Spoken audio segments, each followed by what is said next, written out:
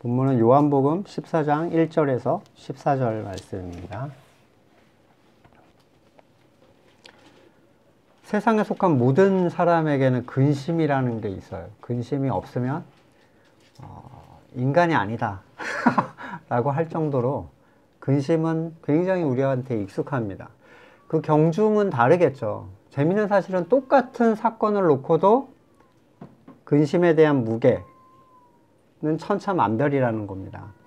같은 시험을 앞두고 있는 수험생들만 봐도 아는데, 누구는 상위권에 있는 막 전교 랭킹에서 노는 애도 예민해져서 스트레스로 막 탈모가 생기고 막 그런 애들이 있고, 반면에 누구는 착실하게 공부를 하면서 그냥 마음의 평정심을 유지하는 애도 있습니다. 또 어떤 아이는 하위권인데 천혜타평 그냥 놀고 자는, 먹고. 한 가지 눈여겨볼 만한 사실은 그 문제에 대한 태도가 어떻든 간에 모두가 평안한 상태를 원한다는 데 있어요. 자신이 그 문제를 제어할 수 있다는 전제 아래 약간의 긴장감을 즐기는 사람들은 있죠. 근데 이 문제를 내가 제어할 수 없는 문제로 내가 긴장을 하고 싶은 사람은 없다는 거예요. 결국에 모든 것을 통제할 수 있는 사람이라는 존재는 세상에 있을 수 없고, 이 얘기는 평안할 수 있는 세상에 속한 사람이라는 건 있을 수 없다라는 결론을 낼 수가 있습니다. 오늘 본문은 어쩌면 전 인류가 태고 때부터 가지고 있었던 인간의 근본적인 나약함으로부터 오는 엄청난 스트레스, 그리고 그것에 대한 해소에 대한 부분을 예수님이 말씀을 하고 계십니다. 오늘 본문의 내용은 앞본문 13장으로부터 이어져서 예수님께서 제자들의 근심, 그리고 그 해결에 대한 언급을 하고 계십니다. 그들의 마음이 무엇 때문에 근심을 하고 있었는가? 그들의 가진 문제 역시 세상에 속한 사람들이 갖는 문제와 별반 다르지가 않았어요. 말씀을 묵상하는 데 있어서 이러한 사람들의 근심에 대한 배경적 지식이 아니라 공감, 진짜 이 상황으로 가서 그 상황을 공감하는 건 굉장히 중요합니다. 상황적으로 두 가지를 살펴볼 수 있는데, 먼저 지금껏 예수님과 동행하던 그들이 더 이상 주님과 동행할 수 없다는 사실, 주님의 부재에 관하여 근심이 발생합니다. 자신의 모든 것을 버리고 자신을 따르라고 하신 예수님을 지금까지 따라다녔고, 또 주님과 함께하는 영광에 대한 소망을 가지고 버텨왔습니다. 어떤 의미에서 그들의 사역은 이스라엘 사회에 굉장히 큰 반향을 일으키고 있었어요. 그런데 갑자기 자기들을 지도해 주시던 주님이 난 갈게, 어디로 가는지도 모르고 따라올 수도 없어, 이러고 이제 딱 선언을 하신 거죠. 가장 믿고 신뢰하며 정신적 지주가 되어준 누가 사라진다는 것, 이런 생각을 해보시면 적당할 것 같아요. 초등학교도 들어가지 않은 아이에게 부모가 사라진다. 요한복음 14장 18절에 내가 너희를 고아와 같이 버려두지 아니하고 너희에게 오리라. 예수님께서도 제자들, 남겨둔 제자의 상심함이 부모를 잃은 아이의 심정처럼 크다라는 것을 분명히 알고 계십니다. 부모를 잃은 아이는 의지할 곳이 없죠. 모든 것이 절벽이고 모든 것이 산입니다. 아주 쉽게 하던 그 모든 일이 이제는 쉬워지는 일이 아무것도 없는 거예요. 오직 예수님을 믿고 3년 모든 걸 버리고 따랐는데, 세상이 자신들에 대하여 갖는 관심은 사실 주님에 대한 관심이에요. 그렇죠? 자신들이 행했던 기적은 그분의 능력을 통한 기적이었어요. 이제 자기들이 따라갈 수 없는 곳으로 떠나신다니 물어도 알 수 없고 갈 수도 없는 곳이다라면서 나중엔 알게 될 거다, 이런 미스테리한 얘기를 남기고, 그분을 따른 자신들의 과거가 이제 헛되게 느껴집니다. 미래는 장담할 수 없는 것이 되고 하루아침에 부모가 떠나는 아이들이 되는 거죠. 그들 근심의 두 번째 이유는 자신들 중에 가장 든든히 서 있다고 했던 베드로의 배신에 대한 예고였어요. 주님께서 떠나실 뿐 아니라 그 그룹 중에서 제일 의지가 됐던 형님이거든요, 베드로는. 누가 봐도 저 사람만큼은 예수님을 믿는 신앙이 가장 강하다, 믿음이 강하다, 이렇게 생각했는데,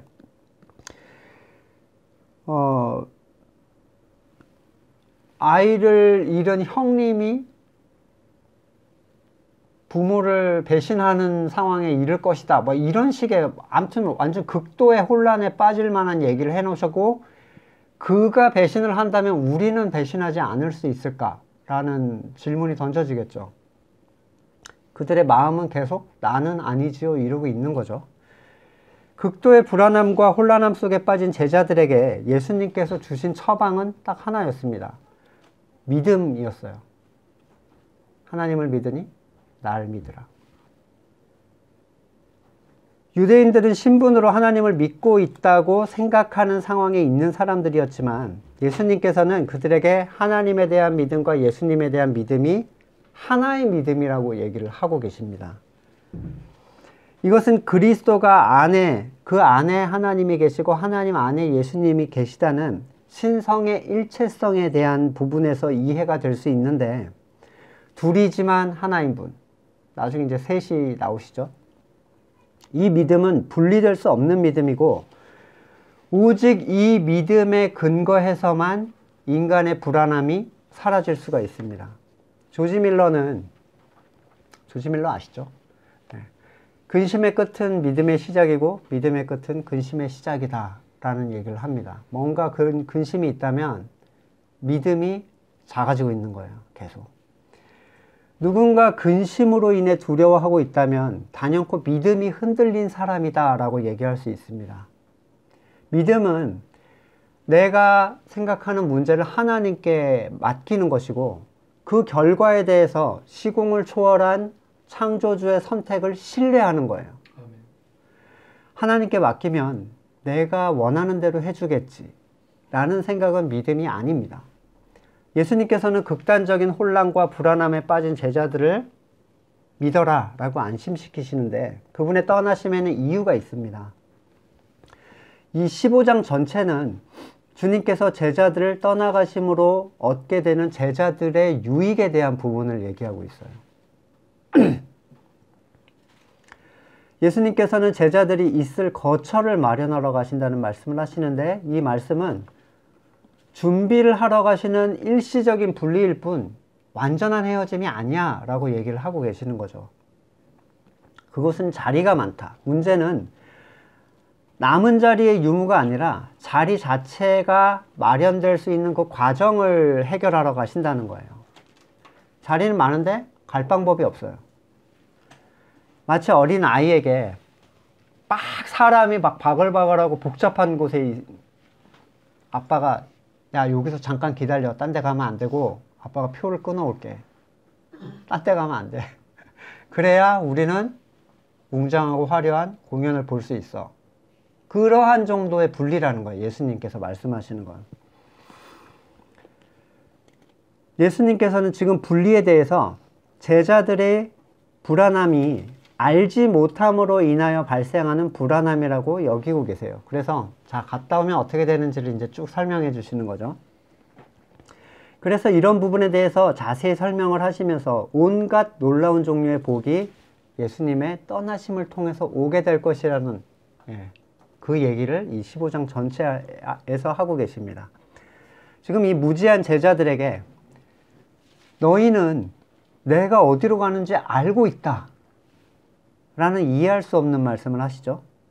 누가 봐도 그들이 알지 못하고 있는 상황이잖아요. 근데 예수님은 반대의 말씀을 하세요. 도마는 자신들은 주님께서 가시는 곳도 가시는 길도 알지 못한다고 정면으로 반박해요. 주님 착각하고 계신 것 같은데 저희는 모르거든요. 지금 주님께서 하시는 말씀은 그들이 거듭나서 깨어나게 된 상황에서의 받아들일 내용을 전제로 얘기를 하고 계세요. 왜 이렇게 얘기를 하고 계시냐면, 자, 만약에 그들이 알아들을 수 없다는 이유 때문에 아무 얘기도 안 하신다면, 그들은 이 말씀에 대해서 고민해 볼 여지를 가질 수가 없죠. 아예 나중에라도 들을 수 있는 기회가 없을 거 아닙니까?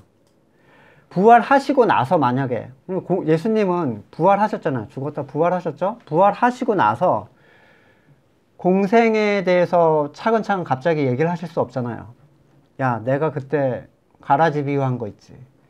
그거는 말이야. 이렇게 얘기하고 또 우물가 여인 사건 기억나냐? 그때 이거는 이렇게 저렇고 그렇게 다 되짚어서 다시 리와인드를 할 수 없어요. 뿐만 아니라 부활 후에 말씀하신다 한들 알아들을 수가 없어요. 언제 가능하죠? 알아들을 수 있는 건 성령의 임재 이후에만 알아들을 수 있어.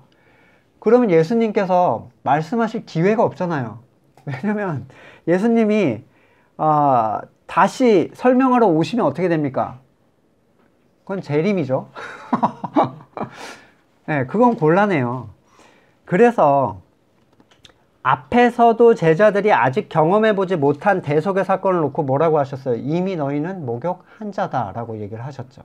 그러니까 이 전제는 뭐냐면 이때밖에 얘기를 해줄 수 없는데 너희가 거듭난 자라는 전제를 놓고 설명한 다음에 내가 간 뒤에 그 말씀의 본의를 고민하고 깨달아 알 수 있게끔 미리 그냥 해놓으신 얘기예요. 그 전제로. 따라서 지금 주님의 말씀은 거듭난 자들을 대상으로 그들이 깨어났을 때 생각나게 하기 위해서 반드시 거듭나기로 작정된, 택정된 자들에게 하시는 말씀입니다. 비록 현재 제자들이 알아듣지 못하지만 성령의 임재 사건을 통해서 그들은 주님께서 가신 곳과 가실 길을 알게 될 겁니다. 가는 길에 대한 주님의 설명은 아주 간단하고 또 이해할 수 없는 종류의 말씀이에요. 굉장히 간단한데 이해할 수 없어요. 6절이죠. 나는 길이요 진리요 생명이다. 나를 거치지 않고서는 아무도 아버지께로 갈 사람이 없다. 주님 자신이 아버지께로 가는 길입니다. 지금 이 말씀에서 주님의 가시는 목적지가 분명히 드러나는데 창조주 하나님 앞이에요. 근데 당연히 심판을 받기 위한 자리가 아니라 자녀로서 그 앞에 서게 될 자리를 말씀하고 계시죠. 이 길은 오직 그리스도 예수님밖에 없습니다. 길은 아버지께로 가는 통로인데 주님이 길이라는 것은 그분의 가르침을 따라서 그분이 가신 대로의 삶을 살아가는 거예요. 주님을 밟고 갈 수는 없잖아요. 그죠? 단순히 지금 세상에서 예수를 믿는다라는 말과 건물의 교회에서 행하는 행위들은 이 본질과는 관계가 없습니다. 제자의 삶이라는 것의 핵심은 복음, 그리스도의 이름을 위한 자기 부인과 자기 십자가, 그리고 형제 사랑에 있습니다. 로마서 15장 5절 이제 인내와 위로의 하나님이 너희로 그리스도 예수를 본받아 서로 뜻이 같게 하여 주사. 뜻을 같게 하는 건 우리끼리의 조율이 아니에요. 서로 양보하고 이래서 같아지는 게 아닙니다. 그렇게 자꾸 하시는 분은 인위적으로 만들어내는 거죠. 빌립보서 3장 10절 내가 그리스도와 그 부활의 권능과 그 고난에 참여함을 알고자 하여 그의 죽으심을 본받아. 그러니까 본받는다는 그것이 뭐냐면 예수님의 삶과 그 행동의 뿌리가 있어요. 요한복음 13장 15절 내가 너희에게 행한 것 같이 너희도 행하게 하려 하여 본을 보였노라. 예. 새 계명을 주노니 내가 너희를 사랑한 것 같이 라는 동일한 행동의 추구를 얘기하시죠. 그분은 또한 진리이신데 세상의 진리 자체인 것은 예수님밖에 없어요. 앞으로도 그렇고 이후로도 그렇습니다. 예수님 한 분만이 진리, 세상에 있었던 진리의 유일한. 진리라는 건 참된 것을 뜻하는데 영원하고 불변하는 가치예요. 시간을 초월한 가치의 크기가 변하지 않는. 그래서 예수님 자신이 세상에서 사람들이 유일하게 붙잡을 수 있는 진리입니다. 진리를 어떠한 지식이나 깨달음이라고 생각하면 안 돼요. 그냥 예수님 자체라고 이해를 하셔야 되죠. 성도는 그리스도를 통하여 그리스도에 이르는 자예요. 그래서 이게 중요합니다. 수단을 통해서 목적에 이르는데 이 수단과 목적이 같아요. 그리스도를 통하여 그리스도에 이르는 게 성도의 삶이에요. 빌립보서 3장 12절 내가 이미 얻었다 함도 아니요 온전히 이루었다 함도 아니라 오직 내가 그리스도 예수께 잡힌 바 된 그것을 잡으려고 달려가노라. 형제들아 나는 아직 내가 잡은 줄로 여기지 아니하고 오직 한 일, 즉 뒤에 있는 것은 잊어버리고 앞에 있는 것을 잡으려고 표대를 향하여 그리스도 예수 안에서 하나님이 위에서 부르신 부름의 상을 위하여 달려가노라. 고린도전서 11장 1절에서도 내가 그리스도를 본받는 자 같이 너희는 나를 본받는 자가 되라. 그리스도를 뒤로 하고 학문과 여러 가지 학습 방식을 통해서 다양한 것을 추구하는 사람들은 진리가 뭔지 전혀 모르는 사람들이에요. 그 길이라는 건 그리스도라고 했잖아요. 그럼 방식이 그리스도가 돼야 되는데 세상의 방식으로 그리스도에게 이르려고 하는 사람들이 있어요. 조직, 프로그램, 그렇죠? 또는 어떠한 헌신들. 누군가 진리를 세상에서 붙잡을 수 있다면 그 삶은 가치 있는 곳으로 그를 이끌어갑니다.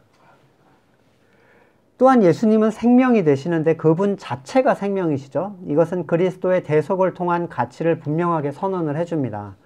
누군가 예수 그리스도를 그 안에 가지고 있다면 그는 하늘에 속한 생명과 진리를 가지고 있는 사람입니다. 요한복음 15장 5절에 나는 포도나무여 너희는 가지라. 그가 내 안에 내가 그 안에 거하면 사람이 열매를 많이 맺나니. 생명의 현상이에요. 나를 떠나서 너희가 아무것도 할 수 없다. 이 생명은 단순히 자신이 구원에 이르는 생명을 넘어서 이어가는 생명을 얘기해요. 나만 구원받는 게 아니라 이게 흘러서 누군가를 구원하게 하는 생명. 주님의 생명이 그 안에 있다는 증거가 바로 15장에서 말씀하시는 포도나무 비유입니다. 혼자 마인드 컨트롤로, 요즘 표현으로는 정신승리라고 하더라고요. 예수님은 내 안에 계셔. 정신승리예요. 그냥 그런다고 해서 안에 계신 게 아니거든요. 그런 신앙은 비참한 신앙생활입니다. 참된 믿음은 반드시 현상으로 그 안에 확증을 줘요. 이 진리와 생명에 이르는 길 자체가 예수님. 참 세상에서 이해하기 모호한 개념이죠. 목적이 수단이 돼. 수단이 다시 목적이 되고 예수를 통하여 예수께 이르는. 세상은 기독교의 이 오직 예수 그리스도라는 배타성에 굉장히 불쾌해합니다. 왜냐하면 구원의 길에 대하여 하나님께서 제시하신 유일한 하나의 단독성을 세상은 인정하고 싶어 하지 않아요. 하나님은 인정하지 않는데 그걸 왜 네가 제시해? 이런 거죠. 천국에 가고 싶다면서 아니 그럼 다른 신이 믿는 천국에 가면 되잖아요. 근데 굳이 이 이제 기독교 안에서의 하나님을 손가락질해요. 왜 우리 못 가게 한다는 거야? 이렇게. 자신들도 선을 쌓을 수 있고 자신들도 구원에 이르는 다른 종교와 길을 낼 수 있다고 여기기 때문인데, 그래서 그리스도를 바탕으로 하는 천주교가 이성의 틀에서 모든 종교의 구원이 있다는 엉뚱한 쪽으로 돌파구를 뚫어냅니다. 기가 막힌 일이죠.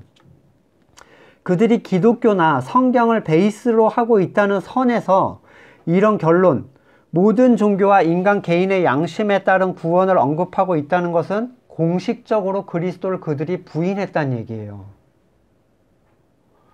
예수님을 믿는다면서 예수님이 내가 유일한 길이라고 했는데 아니야, 딴 데도 길이 있어라고 얘기를 하는 거예요.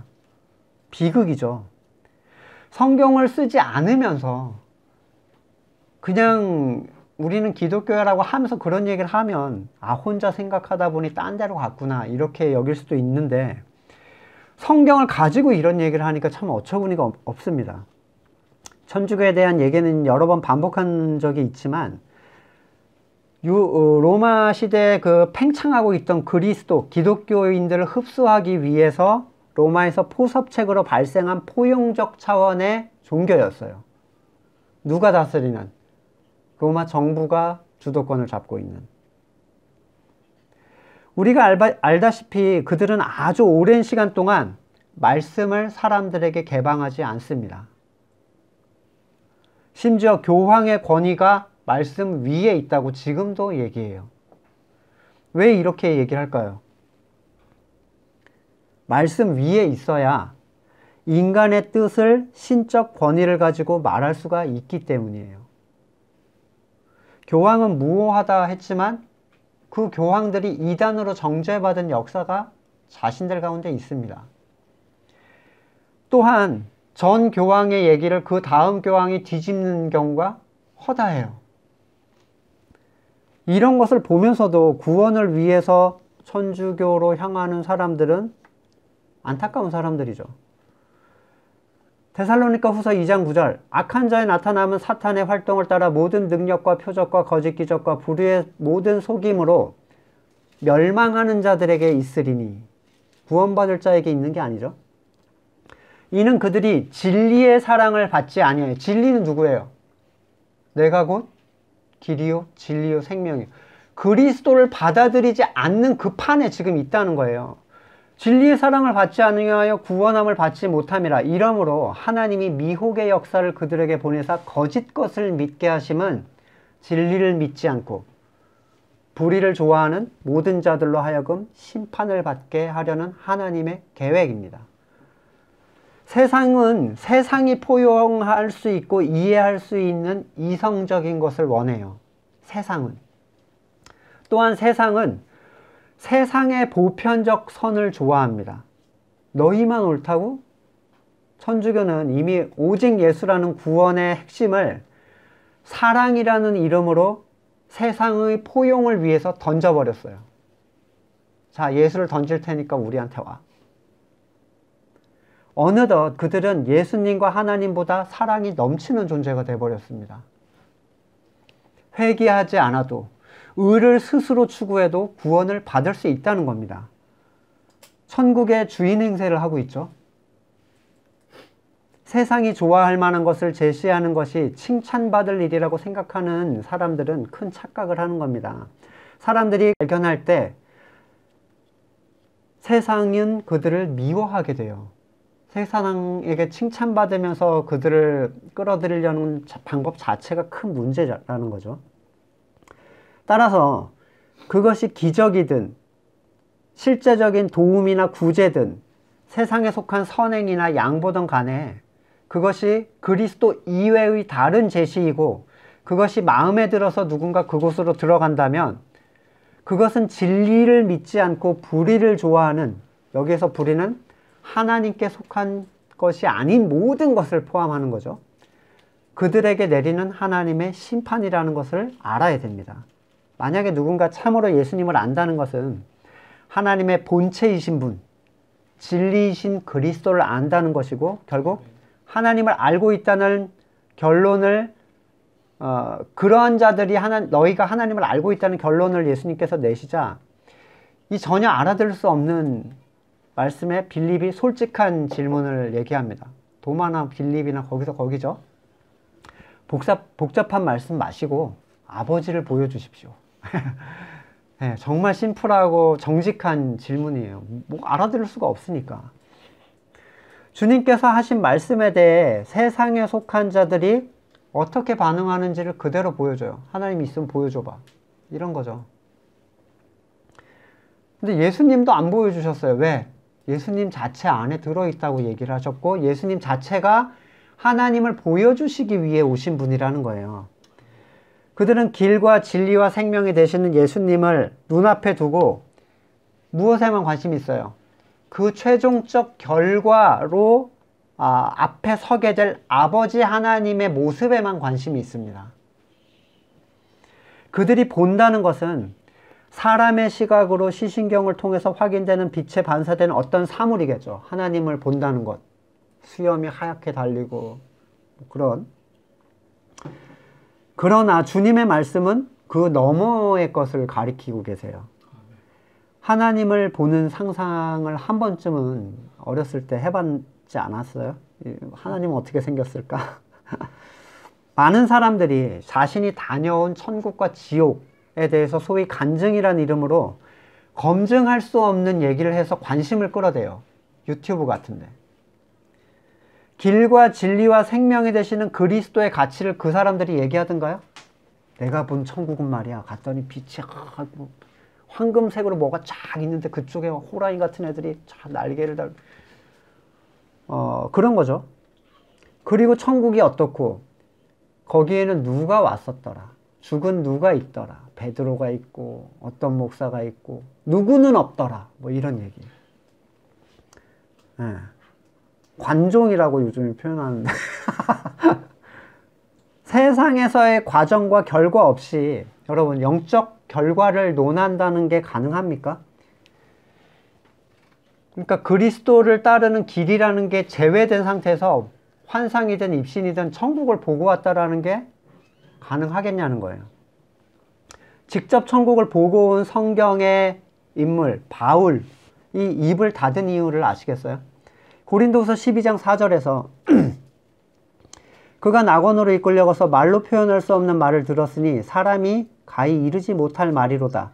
내가 이런 사람을 위하여 자랑하겠으나 나를 위하여 약한 것들 외에 자랑하지 아니하리라. 내가 만일 자랑하고자 하여도 어리석은 자가 되지 아니할 것은 내가 참말을 함이라. 그러나 누가 나를 보는 바와 같이 내게 듣는 바에 지나치게 생각할까 두려워서 그만두노라.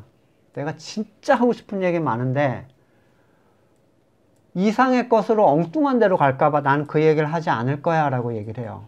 그러면 바울은 그렇게 했는데 야 너는 유튜브에 가서 그런 얘기를 해라 이러셨겠어요 하나님이?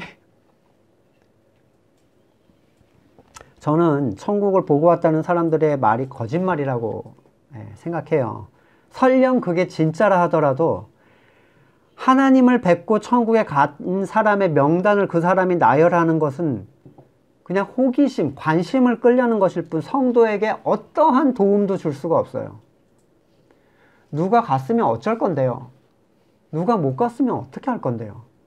성경에는 그런 인물이 없습니까?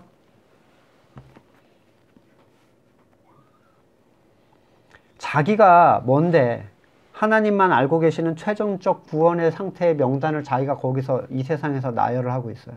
말도 안 되는 얘기죠. 그리스도를 그분의 보내신 가치대로 발견하는 것이 곧 하나님을 보는 거예요.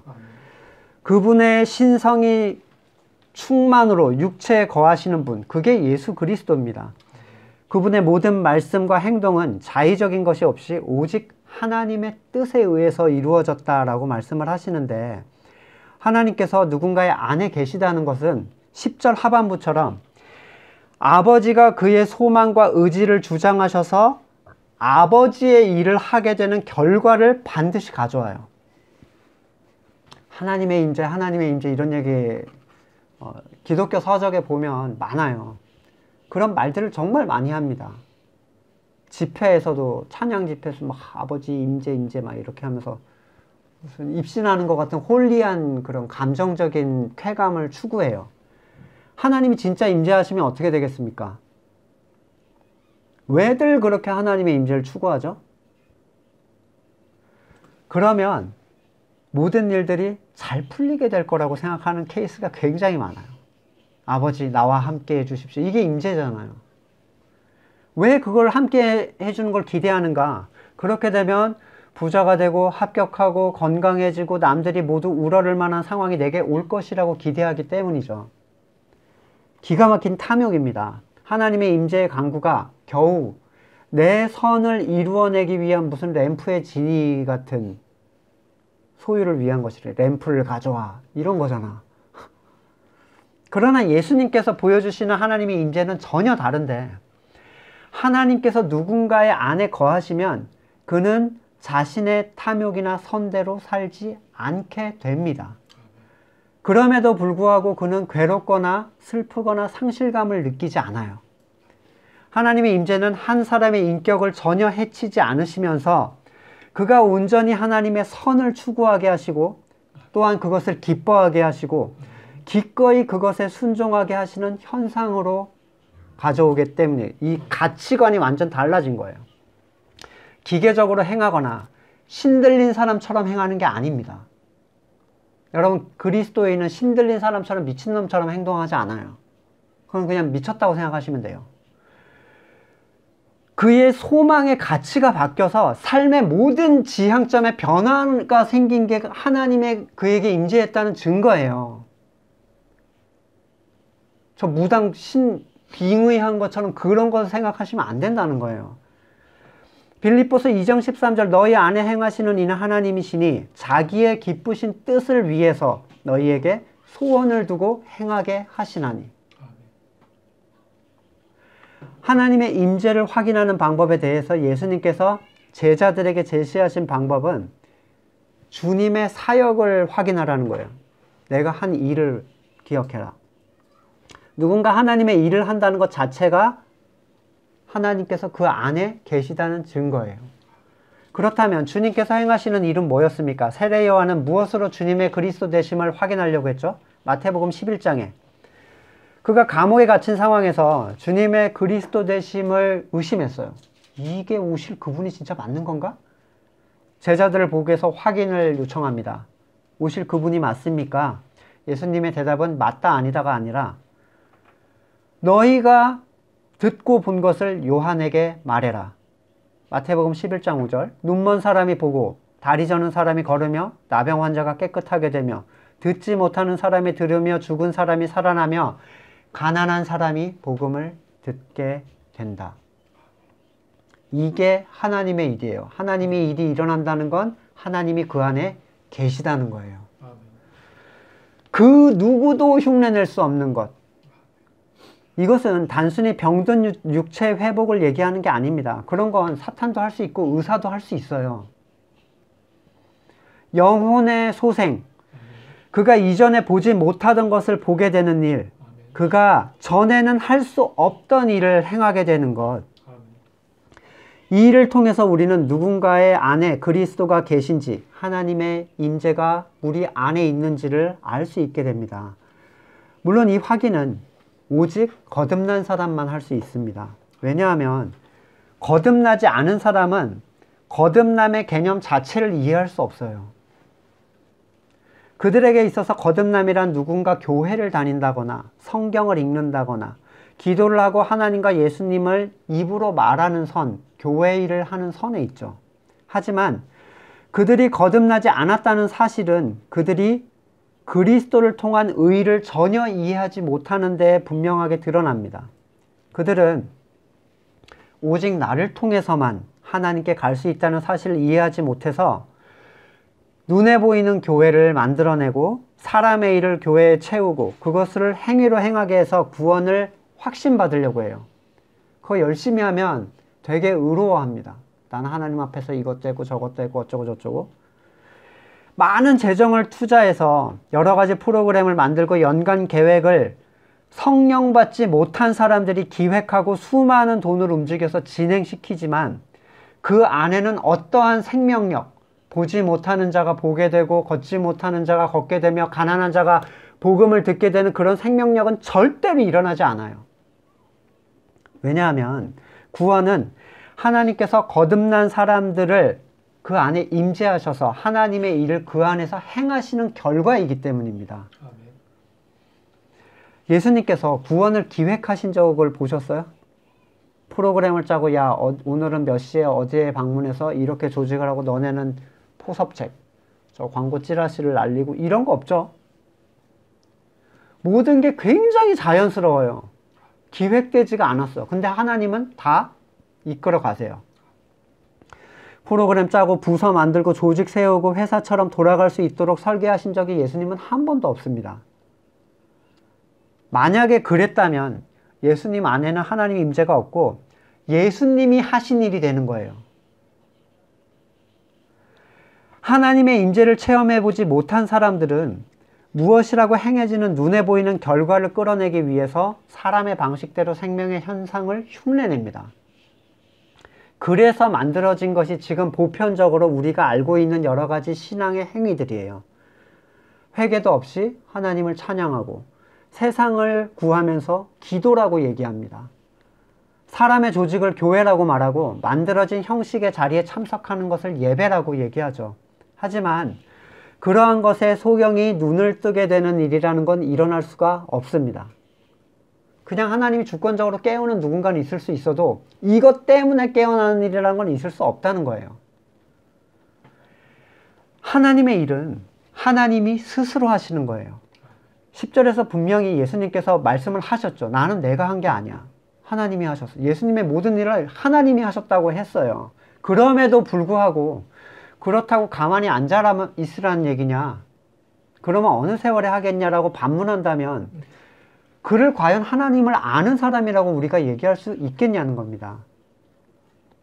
저는 가만히 있는 게 좋다라는 걸 말씀드리는 게 아니죠. 자신의 무능을 아는 자만이 하나님을 기다리게 될 거라는 걸 말씀드리는 겁니다. 예수님께서는 자신 안에 아버지가 계시다는 것, 그리고 자신이 아버지 안에 거하고 계시다는 걸 믿으라, 이걸 믿으라고 말씀을 하시는데 그 증거, 그가 그것을 믿는다는 증거는 믿으면 너도 그 일을 하게 될 거다라는 거예요. 아까처럼 정신승리하라는 얘기가 아닙니다. 나는 믿어, 나는 믿어. 주님은 아버지 안에, 아버지는 주님 안에. 근데 네 그 일을 하고 있냐? 아니라면 안 믿는 거예요. 여러분을 통해서 누군가 눈을 뜨기 시작하고, 여러분을 통해서 누가 걷기 시작하고, 여러분을 통해서 가난한 심령의 배고픔이 채워지기 시작하는가, 복음의 참된 가치를 듣게 되는가, 착하게 살게 됐는가, 교회 다니게 됐는가, 술 끊었는가, 교회 일을 열심히 하는 사람이 되었는가를 말하는 게 아닙니다. 분명하지만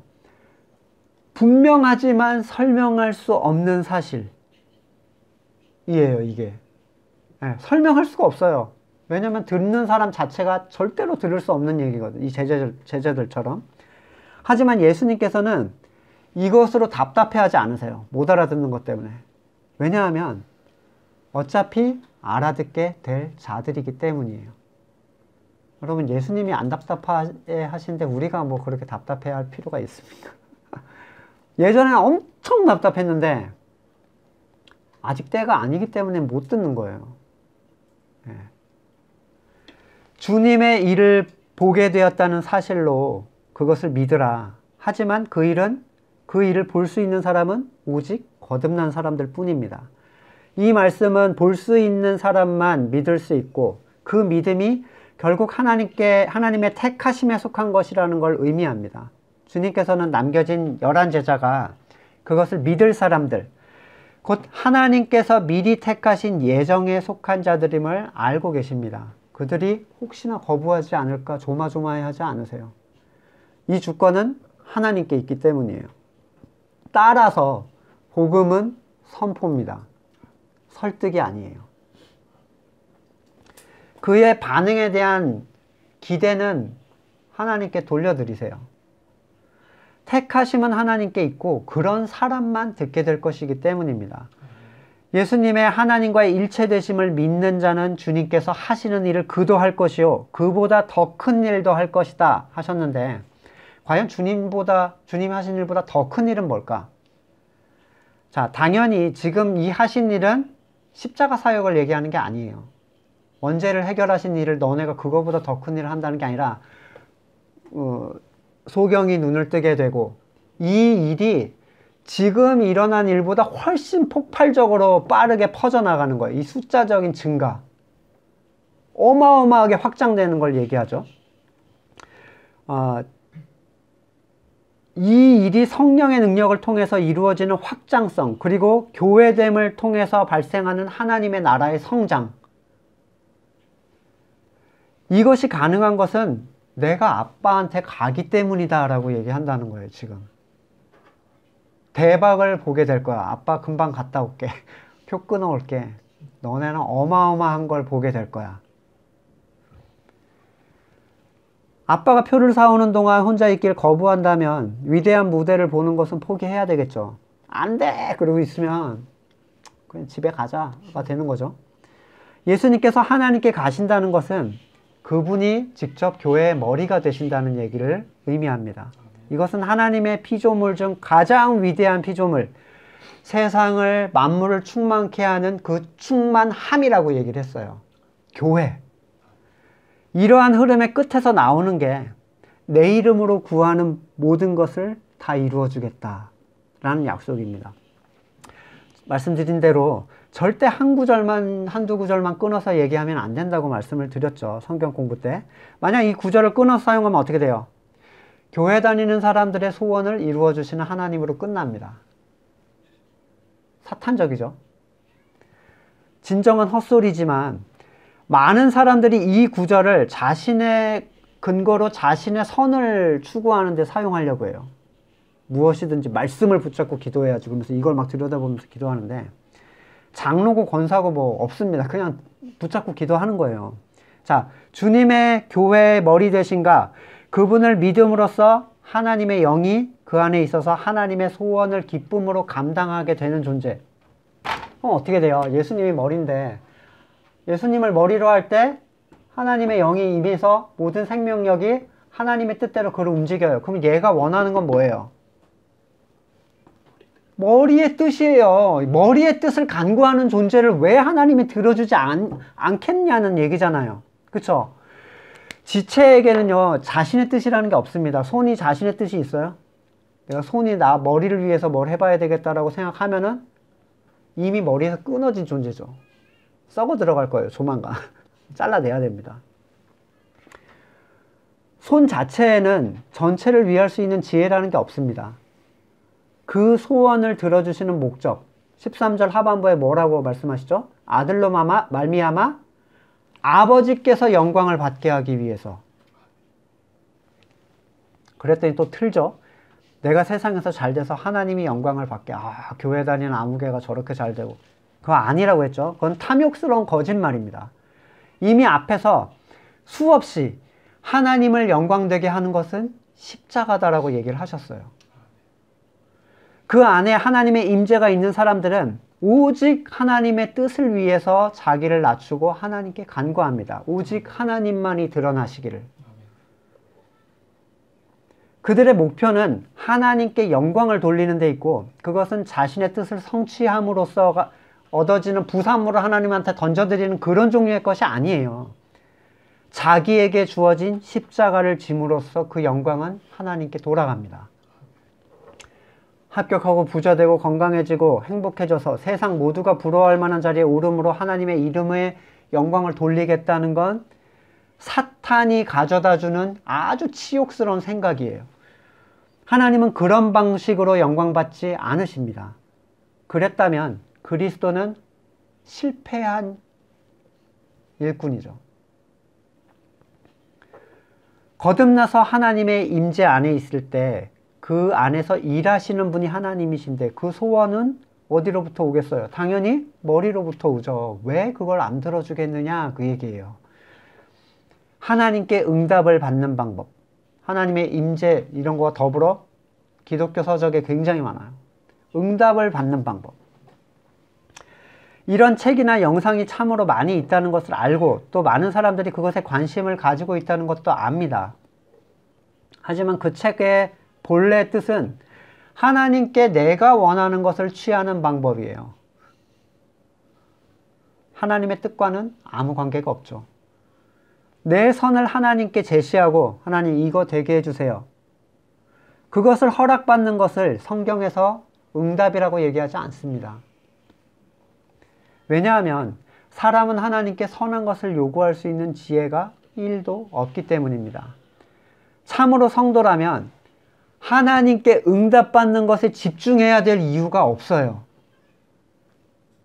어떻게 하면 응답을 받을까? 이 말 자체는 그 자신이 하나님의 임재 안에 있지 않다는 분명한 증거이기 때문이에요. 응답을 얻어내는 것은 하나님의 임재의 결과예요. 내가 네 안에서 일할 때 내 일이 너를 통해서 이루어지는 거예요. 근데 안 계신데 뭘 이루어 달라고 한다는 거야. 말도 안 되는 얘기죠. 더 쉽게 말하자면 하나님의 응답은 그가 거듭나서 하나님 안에 있다는 증거일 뿐이에요. 하나님께서 하나님의 일을 하실 때 필요한 것들을 간구하는 자들의 뜻을 왜 들어주지 않겠는가? 아무리 신앙적이라 생각해도 어떤 응답이 일어나지 않았다는 것, 그 사실이 하나님의 뜻에 합하지 않고 있다는 것을 의미합니다. 교회가 부흥하게 해주세요. 부흥의 그림과 목표치는 다 자기 사람들마다 자기의 그림이 있어요. 건물 어쩌고 으쌰으쌰 하고 근데 그건 하나님이 원하는 부흥이 아닌데?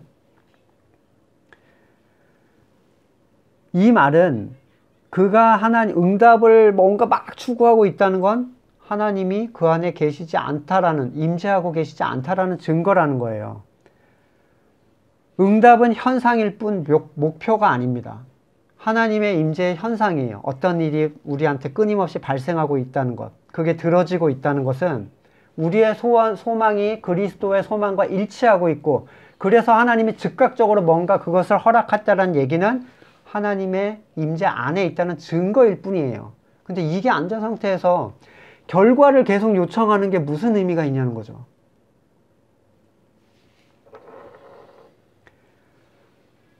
참된 근심은 영적 근심입니다. 고린도후서 11장 3절에 뱀이 그 관계로 하와를 미혹한 것 같이 너희 마음이 그리스도를 향하는 진실함과 깨끗함에서 떠나가 불패할까 두려워하노라. 거듭난 사람들한테 한 얘기예요. 그런 일이 발생할 수 있다는 얘기예요. 갈라디아서 4장 11절 내가 너희를 위하여 수고한 것이 헛될까 두려워하노라. 바울은 근심이 많은 사람이에요. 히브리서 4장 1절 그러므로 우리는 두려워할지니 그의 안식에 들어갈 약속이 남아있을지라도 혹시 이르지 못할 자가 있을까 함이라. 고린도전서 9장 27절 내가 내 몸을 쳐 복종하게 함은 내가 남에게 전파한 후에 자신이 도리어 버림을 당할까 두려워함이로다. 이러한 근심이 하나님이 원하시는 근심이에요. 살리는 근심.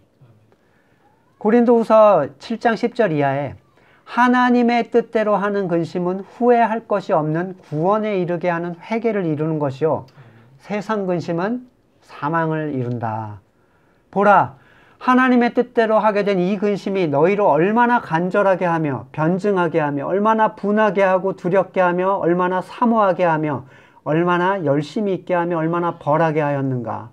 너희가 그 일에 대하여 일체 너희 자신의 깨끗함을 나타내었느니라. 여러분의 근심의 초점이 어디 있는지를 살펴야 됩니다. 제가 그 카페에 올린 글에 보면 한마디가 나오죠. 근심의 목록이 길면 길수록 믿음이 없다는 얘기예요. 그게 짧으면 짧을수록 믿음이 충만하다는 얘기죠. 하나님의 크심이 우리 안에 확인된다면 근심은 작아질 수밖에 없어요. 세상에 대한 걱정들이 들어올 때 한 번씩 생각해 보세요. 이걸 주장하고 계시는 하나님께서 크신 지혜로 우리를 이끌어 가신다라는 그 확신 안에서 결과를 우리가 규정해 놓지 말고 하나님께 내어드리세요. 네, 두려워할 필요 없습니다. 꼭 이거 내어놓을 때 내 뜻대로 안 해줄 것 같은 그런 불안함이 있다면 그건 하나님의 뜻이 아닌 거야. 그냥 던지시면 돼요. 물론 쉽지 않겠지만 그러한 말씀을 통해서 자기 안의 것들을 한번 확인해 보시고 하나님 안에서 참된 평안을 누릴 수 있도록, 그리고 내 안에 하나님 임재하셔서 하나님의 일을 내가 행하는 자가 될 수 있도록, 정말 귀한 가치인데 이게 우리 안에서 이루어지지 않은 상태에서 다른 것들을 간구하는 게 얼마나 무의미합니까? 같이 우리의 삶을 놓고 하나님께 기도하겠습니다.